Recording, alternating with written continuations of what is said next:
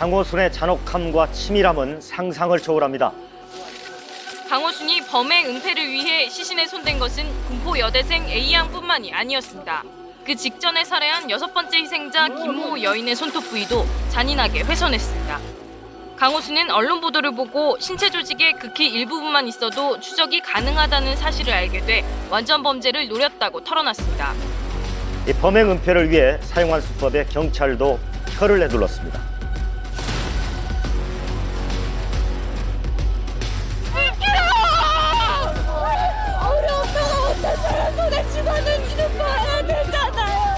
귀골이 공개됐는데 지금 심경이 어떠세요? 2분 정도 침묵하던 강호순은 유가족들에게 한마디 해달라는 질문에서야 입을 열었습니다. 유가족에게 딱 한 말씀만 하시죠. 죄송합니다.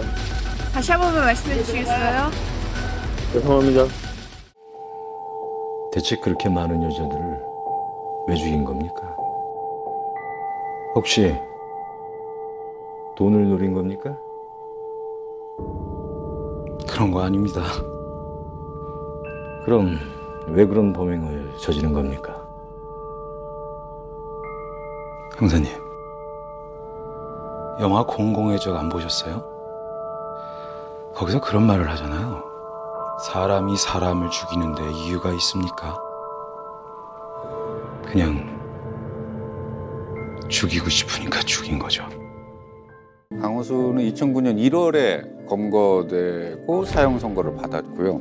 올해로 13년째 이제 사형 집행 예정자로 교도소에 수감 중인데, 개인적으로 지금까지 블랙에서 다뤘던 그 범죄자들 중에서 해석이 가장 까다로운 인물. 그 강호순 같은 경우에는 처음 한국 사회에 나타난 그런 범죄자 유형이기 때문에 굉장히 수사할 때도 곤혹스러웠었죠. 피고인은 위와 같이 경기 가평군 DP에서 하사관 생활을 하던 중 외출을 나갔다가 같은 동네에 살던 첫 번째 부인 DQ를 만나 그녀가 임신한 것을 기회로 1993년 4월 8일 DQ와 혼인신고를 하고 DR생, 장남, DS생, 차남, M을 낳고 살았는데, 그동안 피고인의 경제적 무능으로 일정한 거처도 없이 피고인의 형 집이나 충청도에 있는 빈집 등을 전전하며 어렵게 살아 실제 낭비할 재산이 별로 없음에도 아내가 냉장고에 음식물을 오랫동안 넣어두어 상하게 하거나 가정 형편에 맞지 않게 가전제품, 아동 교육 상품 등을 할부로 구입한 것을 낭비한다는 이유로 여러 번의 아내를 폭행하여 결국 별거에 이르러 1998년 8월 10일 이혼 신고를 하였고. 이게 첫 번째 부인 네네. 이야기는? 네, 첫 번째 부인 얘기. 그래서 이 집 저 집 전전긍긍하면서 폭행을 시작을 하죠. 시작을 해서 일삼다가 결국 혼인신고 한 5년 만에 첫 번째 이혼을 합니다. 사실 두 번째 아내를 그 이후에 만나는데 이 과정은 저는 좀 약간 충격적이었어요. 왜요? 첫 번째 이혼이 채 이루어지지도 않았는데 그 두 번째 아내분을 만났어요. 그 두 번째 아내와 두 번째 만나는 날 역시 차를 타고 드라이브를 가서 강간을 했다고 합니다. 강간을 하고 교제를 하고 결혼을 했다고요? 그렇죠. 그리고 7개월 만에 이혼을 해요. 왜? 7개월 만에 이혼을 한 이유가 아이를 돌보지 않고 집을 돌보지 않고 교회에 너무 열심히 나간다는 이유였다고 합니다.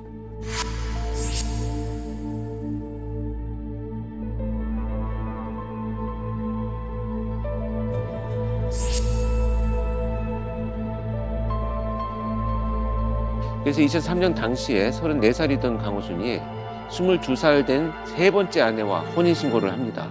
근데 이제 다시 또 2달 만에 이혼을 하고요. 2달 만에. 같은 해 이제 네 번째 아내를 만나서 함께 살게 됩니다. 진짜 복잡하다 진짜. 복잡하기도 하고 텀이 없어요. 없고 이렇게 결혼과 이혼을 이렇게 반복하고 그 결혼 생활 중에도 총각 행세를 하면서 다른 여자들을 만났다고 합니다. 상대 여성이 결혼 생활을 유지해 나가고 자녀를 키우기 위한 어떤 삶의 목표가 아니고 자신의 어떤 욕망, 그러니까 성적인 것이든 심리적인 문제든 뭔가를 채우기 위한 그런 이제 수단, 도구 이렇게 보여집니다. 피고인은 다수의 여자를 만나 성관계를 가지면서도 다른 여성들과의 맞선을 계속 보다가 2008년 1월에는 결혼을 전제로 맞선을 본 여성을 강간하여 고소당하기도 하는 등 피고인의 주위 사람들로부터 여자를 꼬시며 사는 사람이라는 평가를 받을 정도였는 바, 피고인은 평소 여성은 누구든지 마음만 먹으면 쉽게 접근하여 성행위를 할 수 있는 대상으로서 피고인의 욕정을 충족시키는 수단으로밖에 생각하지 않았고, 주변 사람들에게 자신의 화려한 여성 폭력을 자랑하는 등 여성에 대한 지나친 자신감을 보여왔다. 자기야, 우리도 보험 하나 드는 게 어때? 보험? 응. 갑자기 왜 보험? 아니, 요즘 세상도 위험하고. 자기, 우리 한 2개 들자. 2개씩이나? 어. 너무 많은 것 같은데? 아, 무슨 소리야. 들자. 그래. 자기 알아서 해. 장모님! 장모님! 장모님, 식사 안 하셨죠? 자기도 식사 안 했지? 삼겹살 드시죠. 자기도 먹자. 아무것도 모르고 마냥 기뻐하는 아내의 모습을 보니 기분이 묘했습니다. 약간의 스릴마저 느껴졌고요. 완벽한 계획을 위해 좋은 남편을 연기하는 건 식은 죽 먹기였습니다.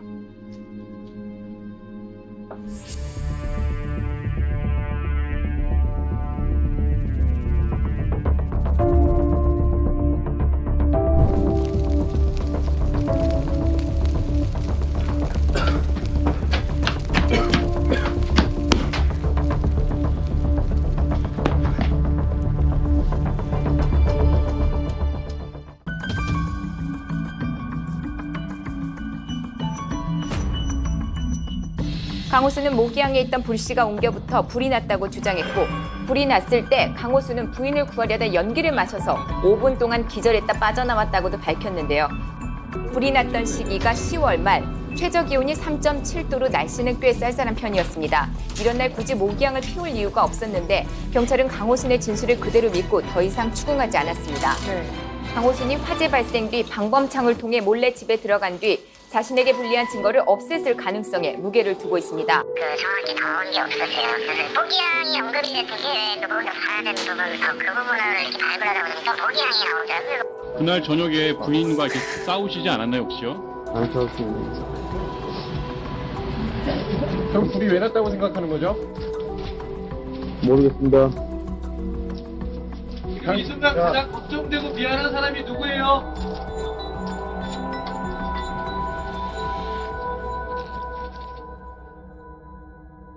좀 당시에 이제 경제 사정이 좋지 않은 것으로 알려졌는데요. 뭐 형한테 큰 돈을 빌려서 뭐 마사지 사업을 하고는 있었지만 상당히 큰 실패를 했고요. 또 개가 폭락해가지고 기르던 개들을 그냥 굶겨죽게 놔두었다, 방치했다 이런 진술들이 일부 나오고도 있습니다. 네. 그래서 이제 보험금이 필요하니까 이런 계획을 수립한 것으로 판단을 합니다. 2년 동안 동거를 했는데요. 혼인신고를 하지는 않았습니다. 혼인신고를 안 하고. 그냥 살림만 차리고 살고 있었는데 화재 발생 5일 전 5일 전이요?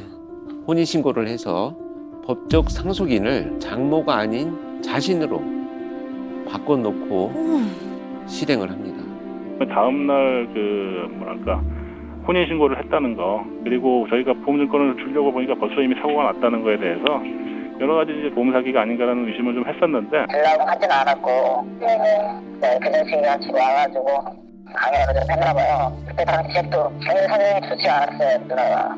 그런 상황에서 보험도 2개나 가지고 있었는데 보험을 줄 이유가 없잖아요. 가족들의 증언과 일반적으로 뭐 개농장을 할 때 그 거래했던 그런 지인들의 증언이 다른 부분이 있어요. 거기는 동생이 이제 형수가 이제 그렇게 죽었으니까 굉장히 이제 형의 입장에서는 이제 그 관을 붙들고 당시에 이쁜이 하면서 그렇게 슬퍼했다는 그런 증언을 합니다. 같이 이제 그 개농장을 알면서 아는 증인이 있어요.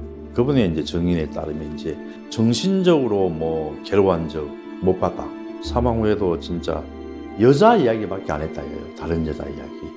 보통 뭐 좋아했던 그런 부인이 죽었으면 그런 진짜 뭐 불의의 그 화재로 죽었으면 굉장히 슬퍼할 거 아니에요. 전혀하고 뭐 다른 여자들이 이야기만 했다. 저기요. 혹시 군청 직원이세요? 네, 맞아요. 다행이다. 제가 군청에 일이 있어서 찾고 있는데 초행길이다 보니까 좀 헷갈리네요. 저 혹시 길 좀 알려주시겠어요? 이 길 따라 쭉 가시다 보면 다리 하나 건너면 사거리에 주유소 하나 나오거든요. 그 주유소에서 좌회전해서 5분 정도 더 가시면 돼요. 괜찮으시면 차 타고 가시면서 한 번만 더 알려주시죠. 그렇긴 한데 괜찮아. 제가 좀 길치라서. 바보 같다. 타시죠.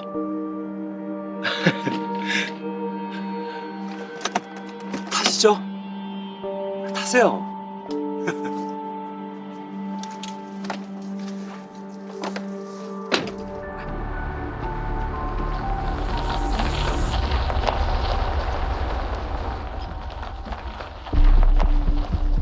이쪽으로 오시면 안 된다고 했잖아요. 빨리 가요, 저쪽으로. 이쪽으로 가셔야 돼요.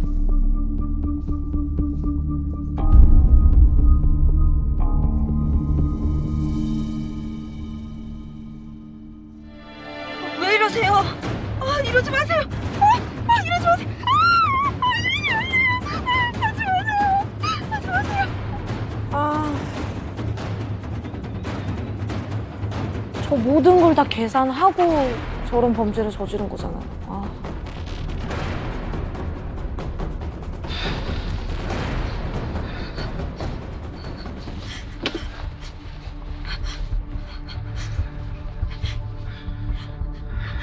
살려주세요.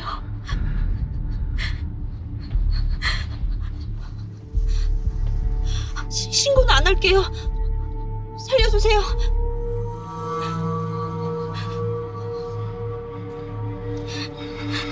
집에만 보내주세요. 네. 제발 한 번만 살려주세요. 한 번만 살려주세요.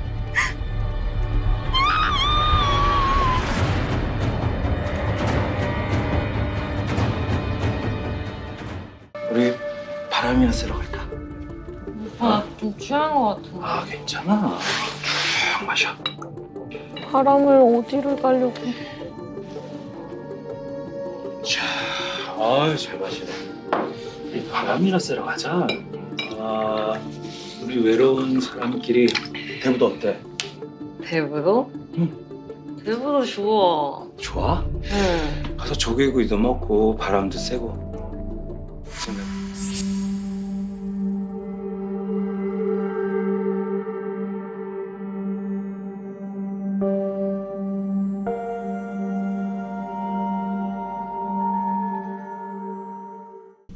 아이고, 우리 누님 버스 놓쳤나 보다. 그러게요. 빨리 뛴다고 뛰었는데. 아니, 우리 누님 오늘 운 좋으시다. 나도 거기까지 가는데. 타시죠. 이 초면에 이렇게 신세를 져도 되나? 신세는 무슨 같은 동네 사람끼리 뭐 정 그러시면 가시다가 캔커피나 하나 사주시든가. 그럼 저야 고맙죠. 나처럼 남자다운 외모에 친절한 말투와 미소로 작정하고 꼬시면 100이면 100, 안 넘어올 여자는 없었죠. 그게 지들의 마지막 저승길이 될 줄도 모르고 말입니다. 학생, 아이고 추운데 버스 기다리나 보다. 아주 끊임없이 계속 반복하는 거죠. 어디까지 가요? 저 시내 나가는 길인데. 시내? 마침 잘 됐네. 나도 그쪽으로 가는 길인데. 타요. 가는 길에 내려줄게. 네? 그게 아니에요. 곧 있으면 버스 올 텐데 여보. 혹시 4003번 버스예요? 네. 아, 이걸 어쩌나? 교통방송에서 사고 났다던데. 진짜요? 괜찮으니까 어서 타요. 저렇게 반복하면서 자기 나름의 노하우도 생겼을 거고 진짜 치밀하게 했을 거예요. 나도 어차피 가는 길이고.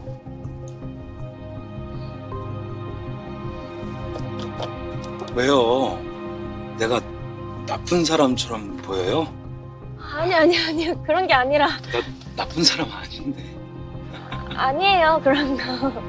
저렇게 얼굴을 보여주면서 당당하게 내가 나쁜 사람 아니다라고 경계심을 이제 낮추는 거죠.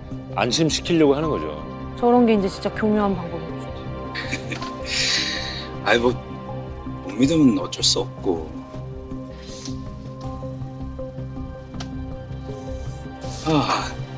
이걸 어쩌나? 와이프도 추운데 기다리겠네. 진짜 안 가요? 그래도 안 될 땐 나쁜 사람 아니고. 호의를 보여준 상대를 거절하는 게 얼마나 불쾌한 일인지 알려. 결국은 미안해서라도 스스로 차에 오르게 만들었죠. 그러니까 저렇게 상대방을 미안하게 만들어서 타게 만드는 거잖아요. 예. 저게 아주 교묘한 고도의 수법이죠. 고도의 쓰는 수법. 거잖아요. 한잔 내쉬고. 자, 출발할게요.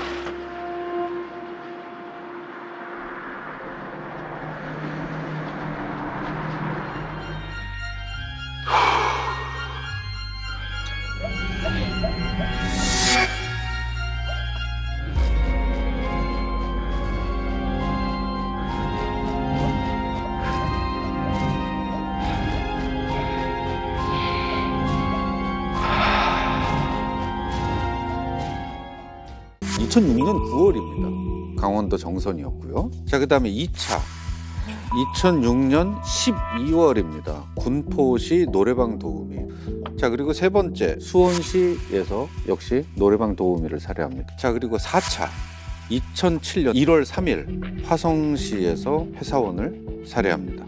점점 간격이 좁아지네요. 3일 뒤에 안양시에서 역시 노래방 도우미를 살해합니다.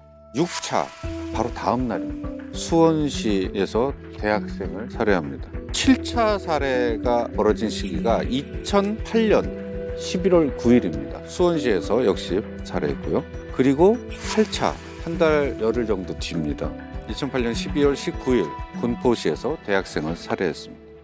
이 범행 시기를 보면 되게 흥미롭거든요. 네. 너무나도 어떻게 이 살해한 감정이라든지 그 잔상이 사라지기도 전에 열흘, 일주일, 3일, 하루 뒤에 반복적으로 연쇄살인이 벌어질 수가 있느냐도 너무나도 끔찍하고요. 자기 쾌락을 위해서 범행을 저지르는데 계속해서 그 유지 기간이, 그 쾌락이 유지되는 기간이 짧아졌던 거 아니에요. 아니, 그러니까 저도 아까 말씀드린 다음에 이게 되게 흥미로운 거가 6번째 살인과 7번째 살인 사이에 22개월이라는 시간이 빕니다.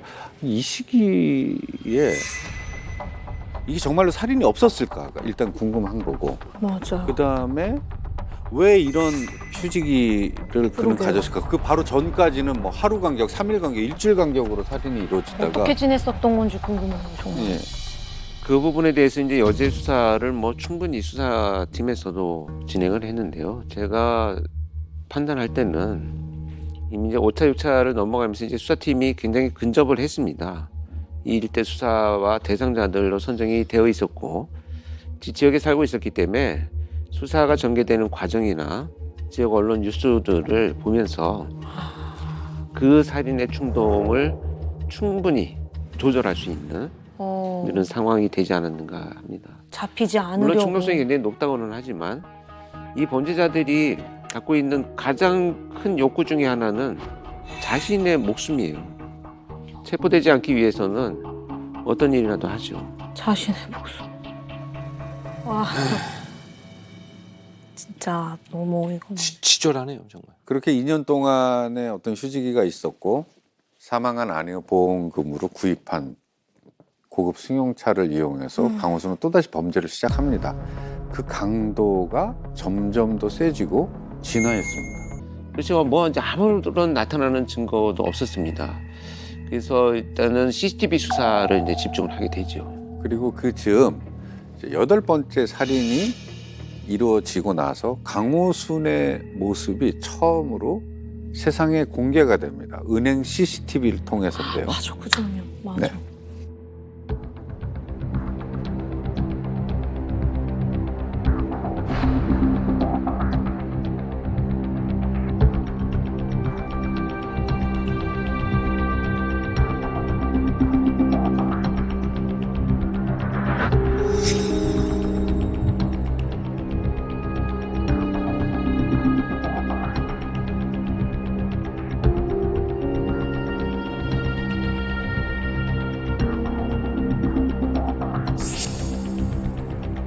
또 손에 뭘 끼고 있나요?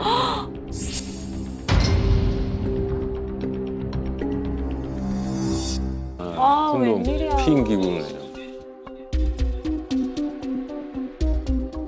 지문 남길까봐요? 네. 아, 뭐 고무장갑을 끼든지 딴 걸 끼지. 아, 정말 너무 싫다. 저는 보고도 깜짝 놀랐는데 그 손가락에 피임기구를 아우, 정말 끼웠고 최악이에요. 그리고 그 강호순이 ATM 기기를 사용하는데 이게 굉장히 능숙하지 않았다고 해요. 그 모습이. 그래서 수사 초기에는 이게 금융기기 사용이 굉장히 서툰 사람이 범인이다. 그러면 그 폭이 좀 좁혀지는데 그렇게 수사를 했다고도 합니다. 그럼 결국 그 강호순의 계략이 좀 먹힌 거네요.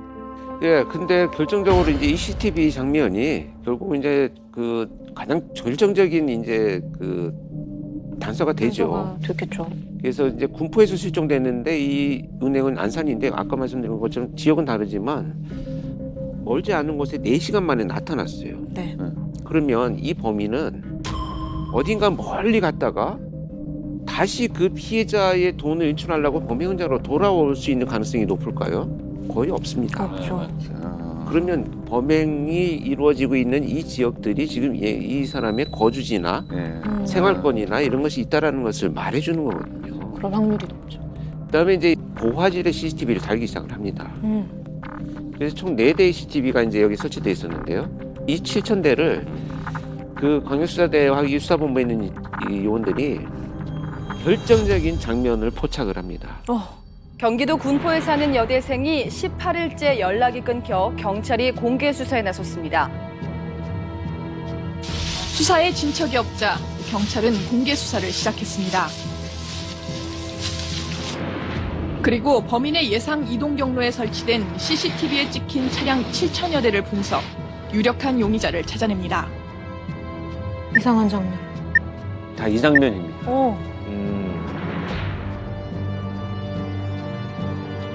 뭘 누르고 있어? 저 장면은요.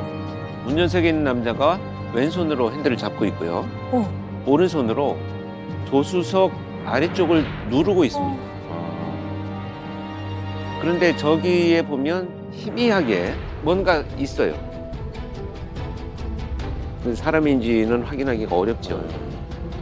뭔가 이제 CCTV에 찍히지 않도록 움직이는 대상을 이렇게 제압하고 있는 장면으로 수사팀이 판단을 합니다. 정말 형사의 그 직감과 진짜 매의 눈이죠. 저 어떻게 저걸? 네. 그러니까요. 대단하시네. 그래서 이제 차적 조회를 해봤겠죠. 그랬더니 소유자는 60대 여성으로 나타납니다. 네, 맞습니다. 그 60대 여성이 바로 강호순의 어머니였습니다. 강호순이 명의를 어머니 명의로 돌려놓습니다. 치밀하네요, 진짜.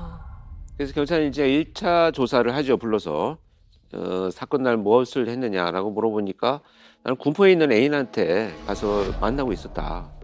범인이 증거를 인멸하지 않은 상황에서 증거를 확보하기 위한 피난 노력을 시작을 하는데 일단 돌려보냅니다. 여기서 고도의 심리전이 이제 일단 나오는 돌려보냅니다. 거죠.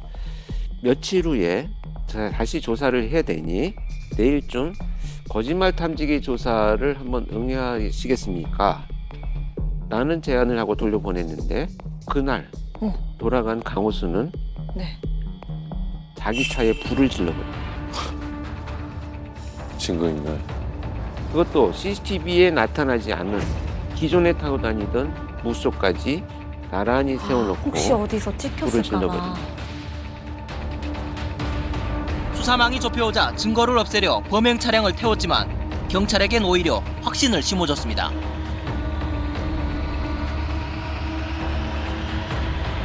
확신을 했겠네요. 정말 저것 용의자임을 때문에. 확신합니다. 그니까요. 의심해서 증거를 확신을. 찾은 게 아닙니다. 도둑이 재발절여서 한 행동 그것 때문에 이제 경찰의 확신이 섰네요. 자, 그러면 이제 여기서 체포를 할 수 있을까요? 안 되죠.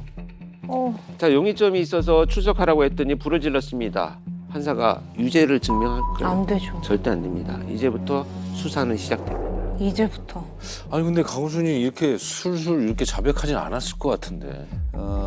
마지막 범죄는 인정을 했대요.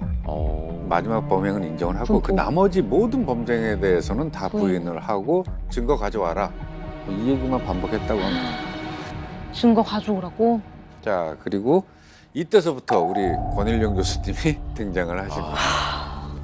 자, 이런 방식으로 조사를 해야 됩니다를 알기 위한 수사에 도움이 되는 정보를 얻기 위한 이제 단서. 면담을 하러 갔는데 통제가 시작이 되죠. 물을 떠와라. 뭐 나하고 이럴 시간에 증거를 찾는 게 더 빠를 것 같은데 이렇게 시간을 허비하는가. 그래서 제가 어머. 그 증거라는 말을 굉장히 중요한 의미가 있다라고 생각을 해서 있긴 있다는 거죠. 그 증거가 뭐 어떤 증거를 찾는 것이 필요할 것 같으냐 라는 질문을 했어요. DNA지. 이 말이 순식간에 나왔습니다. 차는 이미 불타 있었고 DNA 증거라고 남아있을 것은 이자가 범행을 할 때 입고 다녔던 옷을 우선순위로 압수하고 강호순이 검거된 후에 이제 강호순의 주거지, 특히 이제 축사 포함해가지고 거기서 이제 많은 증거물들을 국가수로 의뢰를 했습니다. 그 중에 이제 리베로 트럭에서 수거됐던 검정색 점퍼, 소매 부분에서 이제 혈흔 반응이 나왔고 처음에는 당연히 이제 그 혈흔이 마지막 강호순이 검거되게 된 그 피해자일 것이라고 이제 생각을 했지만 결과를 이제 보니까 또 다른 여성분의 DNA가 이제 검출이 되었습니다. 뭐 다른 피해자가 있다는 얘기가 되잖아요.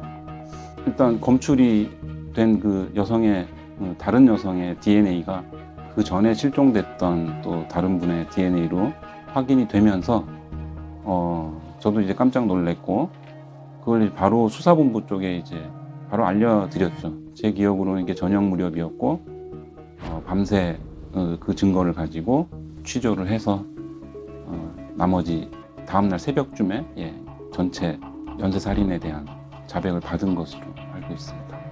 다른 범행은 없다. 이 강호수는 뻔뻔하게 이 모르쇠로 일관했습니다. 하지만 결정적 증거 앞에 심리적 동요를 일으켰고 무릎을 꿇었습니다. 강호순이 결정적으로 무너진 것은 자신의 축사에서 나온 점퍼에 묻은 혈흔 추적 물질이 작년 11월 소원에서 실종된 김모 여인의 유전자와 일치하는 것으로 확인된 직후입니다.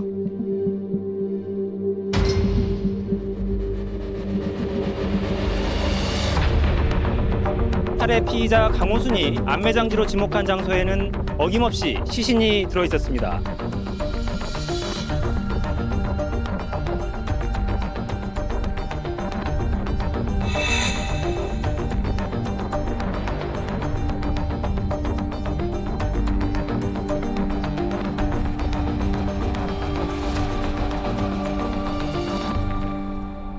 강호수는 살인, 강간살인, 존속살해, 천주건조물 방화치사, 사기, 자기소유 자동차 방화, 사체손괴, 사체은닉, 절도의 혐의로 기소가 됐고요. 네 번째 아내와 장모 포함을 해서 부녀자 총 10명을 살해한 혐의로 2009년 7월 23일 서울 고등법원에서 사형을 확정받습니다.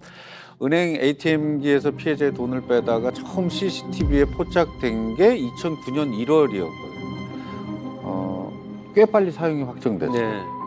정말 이 범죄자들은 우리가 생각하는 것보다는 훨씬 더 자유롭게 교도소 안에서의 삶을 영위해 나가고 있습니다. 취미생활도 한다 그러고요.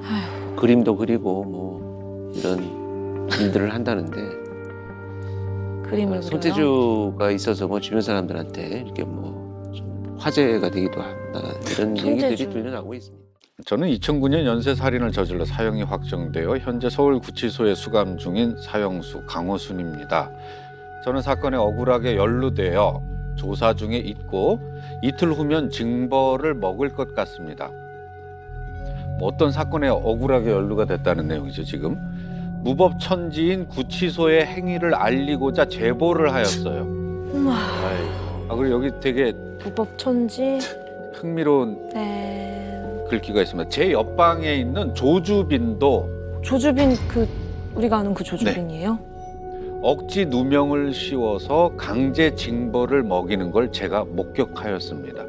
이 글을 요약하자면 지금 교도관들이 자신을 음해하고 있고 자신이 억울하게 누명을 써서 징벌을 받게 됐으니 구해달라는 물론 수감자들도 인권이 있기 때문에 어떤 불합리한 거가 있다면 충분히 발언할 수 있고 그것에 대해서 당연히 뭐 맞아요. 교도청이라든지 얘기할 수 있지만 기구에서는 뭐 들여다봐야 되는 부분이 있는데 이에 대해서 법무부도 즉각 뭐 조사를 했고 답변은 강호순이 구치소에서 조사를 받은 거 맞지만 누명 때문은 전혀 아닙니다. 교도관의 협박도 전혀 사실이 아니라고 아주 강경하게 입장을 밝혔다고 합니다. 가축 농장에 있던 그 곡괭이에서 발견된 신원 이상의 여자 DNA 2개가 있었다고 합니다. 거기에는 정말 어떤 사연도 숨어 있는 게 아닐까. 세상에는 아직 미제로 남은 실종 사건들이 있습니다. 바라건대 또 다른 강호순이 이 세상에 존재하지 않길